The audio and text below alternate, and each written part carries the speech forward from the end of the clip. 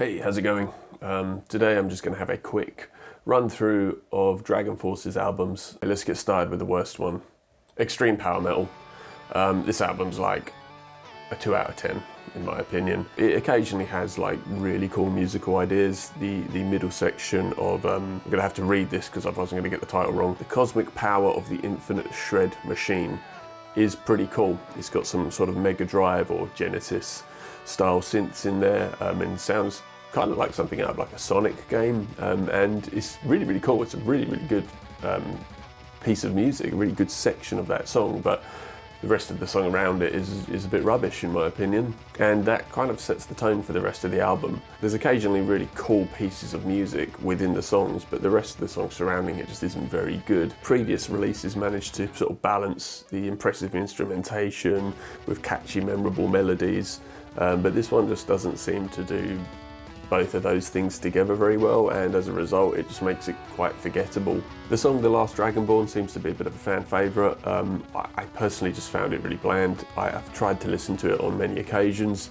but I just don't get it. I just don't think it's particularly good. And the album concludes with a cover of Celine Dion's My Heart Will Go On, and it's okay, you know, but that's mainly because My Heart Will Go On is already a good song. So let's put it on the ranking list. These are still popular, right? So yeah, it goes on to the okay. This album's not okay, this album's rubbish. Nah, this is a tier list. There we go. So the next album is Warp Speed Warriors. This is like a 2.5 out of 10, if I were to give it a rating out of 10, that is. The album should just really be called Look, We Love Video Games, or Look, We're Nerds. The album cover is really cool actually. I really like the style, and it's got lots of references to like 90s games in there. You've got, you know, Street Fighter, Streets of Rage, Darkstalkers, and this image of Sam really reminds me of something, but I can't figure out what game it's from, if it even is from a game, but it looks really familiar. And you know, the album cover's cool, but it just sort of sets the tone for what this album's like. It really leans into gaming and nerd references an awful lot. And look, I love games too. I have a collection of retro games. Personally, I think I'm just a bit burnt out by the whole like nerd culture thing. Maybe I'm just getting old and a miserable curmudgeon now. I don't know, but for me, I'm just a bit over it. Anyway, let's get to the songs. So Astro Warrior Anthem is okay. It's not terrible. It's very middle of the road. It kicks off with a nerdy reference to Warhammer, and as I said, this kind of continues throughout the album. Power of the Triforce is cheesy, but pretty catchy. I did find myself wanting to listen to this song more to kind of scratch the itch, and if you didn't know, it's about Zelda. Burning Heart is below average. It's fine, but it's nothing special. Space Marine Corps is one of the worst pieces of shit I've ever heard, but the lyrics did make me laugh. You know, it's obviously quite a self-aware track, so I shouldn't be too harsh on it, and the line chopping with massive choppers did make me smile. And it also probably is the only Dragonforce song with some swearing in it. I might be wrong, but I think it is. The rest of the album is just this sort of forgettable mash of like, look, we love insert nerd culture reference. And then the album's capped off with like a Taylor Swift cover, presuming for clicks. You know, the whole album to me is just like a streamer name dropping, you know, nerd cultures and references just to try and like get clicks and likes. But when it's like overt references combined with just like unforgettable melodies and music, it's just a little bit embarrassing really. So yeah, let's put this album where it belongs. And up next is Reaching Into Infinity. And I know everyone's going to think, oh, fucking hell, you just don't like Mark Hudson. And it really isn't the case. It's just these albums just aren't as good as the other ones, in my opinion. You know, the album starts off really strong. Ashes of the Dawn is a really good song. It's just unfortunate the rest of the album doesn't really live up to how good that song is, in my opinion. You know, there are a couple of good songs on there. Silence is a really cool song. I think that's a great song. Curse of Darkness is all right as well. It's a bit like a spiritual successor to Symphony of the Night. On Maximum Overload, it's just not as good. I was pleasantly surprised by the cover of Death's Evil Dead. You know, and this album is kind of the first one where Mark sort of experimented with some harsher vocals, particularly on tracks like Edge of the World and War. But overall, the album's just quite forgettable, which is a shame because it's got like some really good songs just in a sea of meh. Up next, Ultra Beatdown. So this was ZP's last studio album with the band, and it starts off really, really strong. Heroes of Our Time, chef's kiss, quintessential Dragonforce. You know, it's uplifting, it's got a great chorus, incredible guitar work throughout, really, really good. The Fire Still Burns follows up, and that's a kind of like an Inhuman Rampage style track. Really cool chorus, again, just that fast balls to the wall, typical Dragonforce stuff, really good. Reasons to Live, with its like blast beating, really ominous sort of start, and then going into this sort of jolly, proggy journey in the middle is cool. I like it. It's a good song. It's a happy song. Yeah, 3 for 3 so far. Then you get Heartbreak Armageddon, and it's kind of where things start to dip on the album. It's an okay song. It's just very forgettable. The album pulls itself back around a little bit with The Last Journey Home. Again, really good track. This nice kind of progressive thing musically. Really, really cool. And then after that, like the album just flatlines for me. It's just this like bloated mess of like guitar solos and filler lyrics. And while it's technically very impressive, it's just very, very boring. I mean, it's all right, like... Right, up next, Maximum Overload. I like this album. So this is Mark's second album as the frontman for Dragonforce, and it features one of my favourite tracks with Tomorrow's Kings. Tomorrow's Kings is just a great song. It's just a nice, short, snappy, again, typical Dragonforce song, like screeching, super high vocals, really good guitar work, great melodies, uplifting. It's exactly what you want out of a Dragonforce song. Anyway, I'm getting ahead of myself. So the album starts with The Game, and initially when I heard this, I didn't actually like it that much, but on repeat listens, I became very fond of it. It's fast, it's heavy, it's got a good chorus, it's got some backing vocals by Trivium's Matt Heafy. Yeah, good stuff, really good stuff. As I said, Tomorrow's Kings just captures Dragonforce's essence. Speed, melody, super high vocals, great song.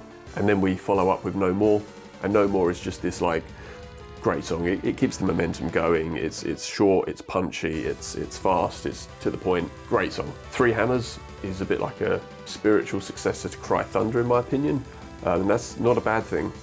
Good song, great chorus, really good instrumentation. The music's really, really good, brilliant. And then we come to Symphony of the Night, and it's a great song. It's definitely one of my favourite tracks from the album, and you know, it gets the tone just right. It's obviously about Castlevania, but unlike the newer songs, it doesn't just completely scream at you, look, it's a video game reference.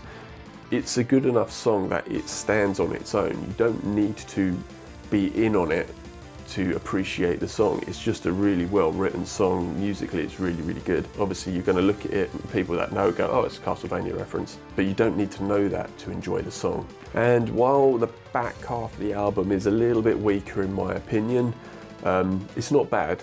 You know, The Sun Is Dead is a good song, Extraction Zone's okay. The Ring of Fire cover is okay, but it's the first half is a lot better than the back half in my opinion. But you know, this album really, to me, shows Mark was kind of starting to feel a bit more comfortable in his role as frontman. He sounds more confident, and this is the direction I think Dragonforce should have continued in. But yeah, solid album, really, really good album. Let's throw it onto the list. Bang. Next up, I'm gonna go Inhuman Rampage. You know, this is the album that put Dragonforce on the map. I have to admit, when I first heard it, I didn't like it. You know, coming from Valley of the Damned and Sonic Firestorm, I think I just found this album really overwhelming. You know, when I first listened to it, other than Through the Fire and the Flames, all of the songs just kind of sounded the same. It was just this like mass of music, and I found it very difficult to separate the tracks from one another. You know, there would be times where I'd be like, oh, I want to listen to the one that's got the slap bass bit in it, but I didn't know what song it was. I didn't listen to this album to begin with. But one day I put it back on and it suddenly clicked. It all fell into place, and all of a sudden I could like hum along to the solos. I knew what chorus was for what song. Yeah, I don't know what happened, but I just suddenly started really enjoying this album. Through the Fire and Flames is iconic for a reason. It's a good song. It's got a great chorus, great guitar solo, good track. And the album goes along with just similar songs. Body Breakdown has that great bass solo in there. You know, Adrian Lambert is a wonderful bass guitarist, and it's the only thing that fucks me off about this album is that you cannot hear the bass. You can hear the bass during that slap bass solo, and just afterwards you can hear the bass for a bit, and then it's like they go, and we're just turning it down now because no one cares about the bass in Dragonforce. Anyway, Revolution Death Squad is great. Operation Ground and Pound is great. Storming the Burning Fields is great. You know, they all just deliver big choruses, amazing guitar work. My personal highlight from this album is probably Cry for Eternity. It's just epic. It's really, really well done, perfectly executed. The only real track I don't really like on this album is probably Trial of Broken Hearts. I just find it really boring. They have better ballads, and I'm always glad when it's Tova. Right, down to the final three now. In third place, I'm gonna put The Power Within. And that might be a controversial choice to some people, but let me explain. You know, this was Mark Hudson's debut as the new singer. And you know, he had some big shoes to fill, filling in for ZP.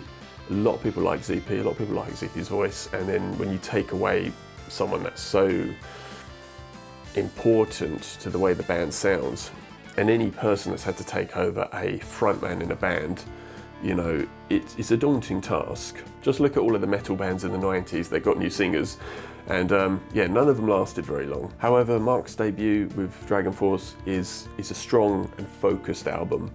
You know, the songs are a lot shorter, which is really good in my opinion. They're punchier, they're less bloated, they're more to the point. In my opinion, that really helps the songwriting and the melodies shine through.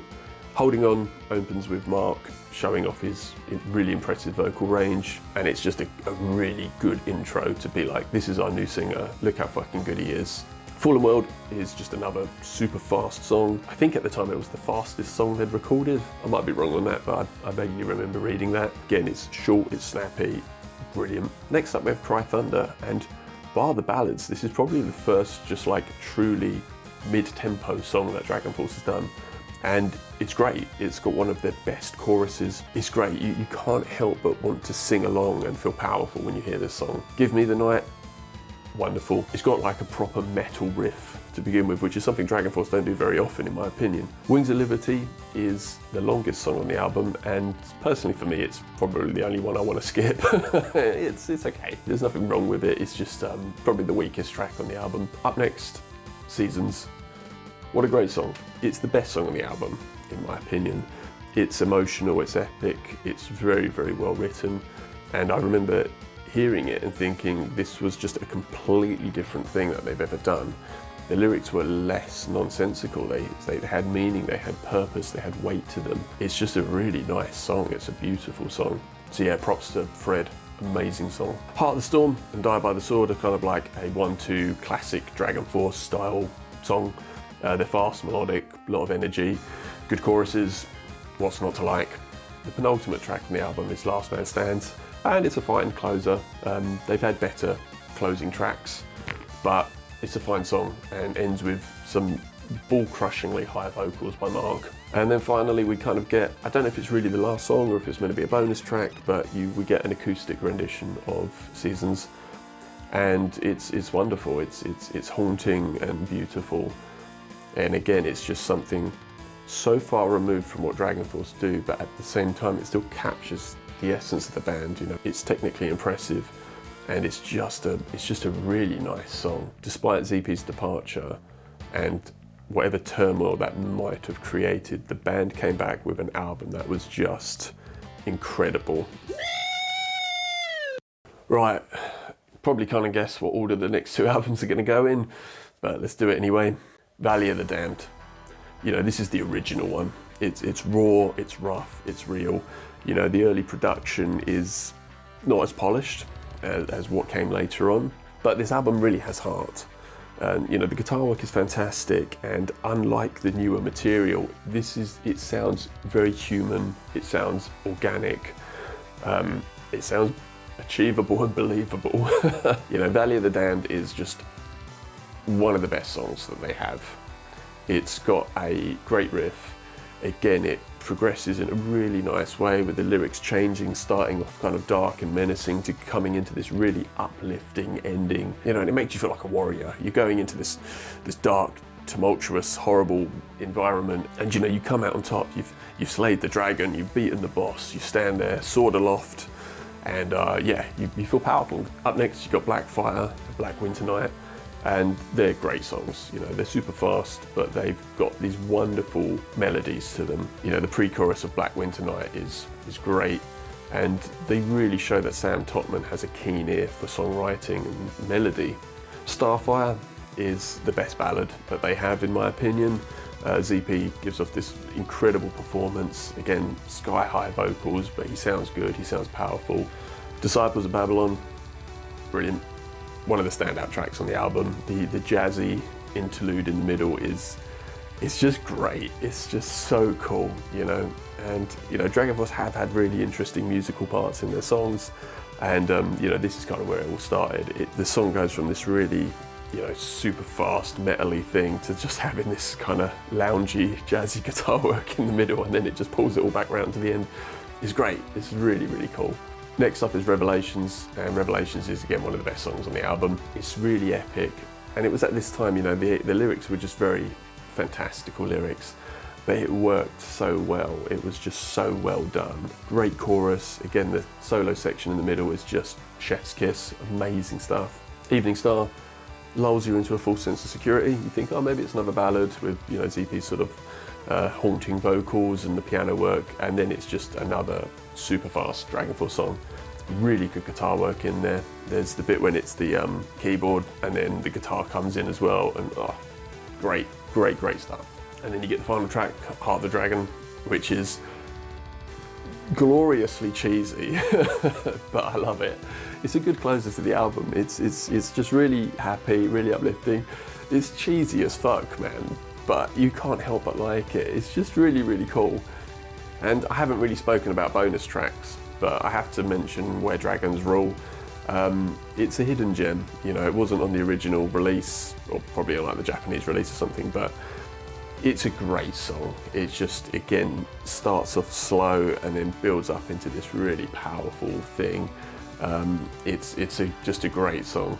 Valley of the Damned for me is just, you know, it shows what Dragonforce was always about. It's this fantasy, fantastical lyrics combined with like killer musicianship. You throw it all into a blender and this is what you get. And it's an album that, you know, you can't help but feel like some mystical warrior in Skyrim or Oblivion running around slaying stuff. It's a truly killer album. And of course, we have the GOAT, Sonic Firestorm. You know, like Aliens, like Terminator 2, like Evil Dead 2, Sonic Firestorm is the perfect sequel. The songwriting's better, the production's better, the guitar work is next level. This is Dragonforce at their best. The first track I ever heard by Dragonforce was Fury of the Storm. I had a Metal Hammer CD and the track was on there, and a buddy of mine said, oh, you gotta listen to Dragonforce, it's really crazy solos. Saw that it was on this CD, chucked it in the CD player, and you know, I can still remember just initially as the guitar starts, I was like, whoa, this is cool. And then it ramped up and got even faster, and it just blew my mind. You know, the sheer speed of it, the vocals, how catchy it was, blew my mind. And it still does. It's so absurd. It's great. I love it. Starting off, you know, My Spirit Will Go On, great opener, little broody intro, builds up, and it's just, again, it's just what Dragonforce do really well. Amazing choruses, and the lyrics, you know, were kind of just fantasy nonsense, but it didn't matter because they were wrapped around amazing music, amazing melodies. They made you feel uplifted, it made you feel powerful, incredible. Fury of the Storm, obviously, as I said, amazing song, great guitar work, great vocals, great melodies, super catchy, great guitar work. I've said that twice. Fields of Despair is one of my favourite tracks on the album. It's sorrowful, it's mournful, it's got great music. One of my favourite tracks off this album. Dawn Over a New World continues the excellence. It's not as good as Starfire as a ballad in my opinion, but it's just a great ballad nonetheless. Very, very good. And then you get Soldiers of the Wasteland. This is like 9 minutes of just pure joy. The middle section of this song is probably my favourite thing they've ever written. That build up, it just keeps going and going and going. And then it hits the point where ZP comes in, and then you get just your head ripped off by some amazing guitar work and some solos for the next like 5 minutes. Brilliant, brilliant stuff. This album for me, it strikes the ideal balance between speed, melody, power, guitar work, instrumentation, everything's fine-tuned just right. Yeah, maybe there's a degree of nostalgia that's influencing me. You know, this was the first album I bought by Dragonforce, and I can't believe that it's been over 20 years since it came out. It's mind-blowing. But 20 years later, you know, whenever I want a comfortable, happy album to listen to, I'll stick Sonic Firestorm on, because it's just great. I know what I'm getting. All of the songs are great. I don't skip any of the songs on this album, and that's why it deserves GOAT status. That's why he's the GOAT! The GOAT! For those who made it to the end, well done.